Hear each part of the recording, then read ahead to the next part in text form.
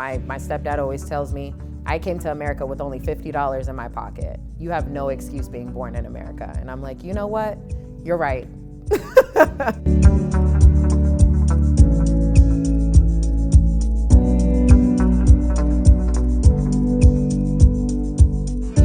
So my name is Aden Brahan. I am a sales rep, so I did not have sales experience before starting here. I was working in the healthcare field for about 8 years, working as a care manager, working with autism children. Working in the healthcare field, of course, I was just setting up appointments, working with the doctors, making sure everything was really well for them. Working with the healthcare, it's like I felt like you have to kind of be there for about 20 years before really growing in the company. So for me, after 8 years, I was like, I think this is just gonna have to stop here. Let me find something new. I basically prayed on it and it led me here. How I got into direct sales is I just started sending my resume out on Indeed. When I came in for the interview, I really loved my team leader.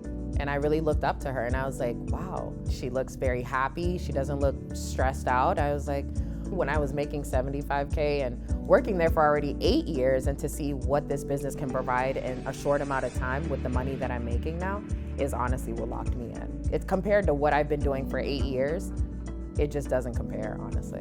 To be very transparent, when I first started, I hated it my first week. I felt like, why am I knocking on doors? Is this what I want? And my fiance ended up, he was really a great support system to me. My boss, he was really great in supporting me and like letting me know, like, listen, everybody goes through this, you know? Give it a try. Networking has been a big part of my growth. Honestly, you do have to ask for help and you do need to see what works for others. And then I just take every little thing that people tell me and then I make it into my own and then go out there and do it, you know? And I've seen them like making these high checks and maybe they're in the top 10 on the list and I'm like, wow, okay, well, I need to find out how I'm gonna do that because I'm gonna do it, you know? I came in and I literally like followed my boss around, followed my team leader around, like, why is she in here? Or why is she doing this? Or why is she teaching on the board? The reason probably it doesn't work out for some people is because, one, they don't want to sacrifice time. Sometimes people feel like the short amount of time that they can just like sacrifice, they really can't do it. And in all reality, they can, they just don't want to. I'm a very hard worker, especially coming from the background I have. My family being from Ethiopia, I mean, they work really, really hard. So just seeing my dad owning businesses in South Africa or my stepdad owning some 7-Elevens in Maryland, it's like, okay, they're really hard workers. My stepdad always tells me, I came to America with only $50 in my pocket. You have no excuse being born in America. And I'm like, you know what? You're right. And then in 4 months, I was like literally on the high rollers call. And next thing you know, I was the brand ambassador for Verizon. And I was like, and I have no sales experience. This is crazy. Give it a shot.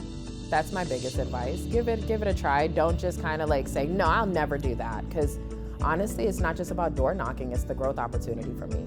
So if I know that if I have to take a couple months to do door knocking and then after that it's like, oh wow, I can actually retire my mom and I can buy a big house that I want to live in and live the life that, you know, these are actually living, I'm like, oh, okay. Well, let me sacrifice a little bit of time to do that.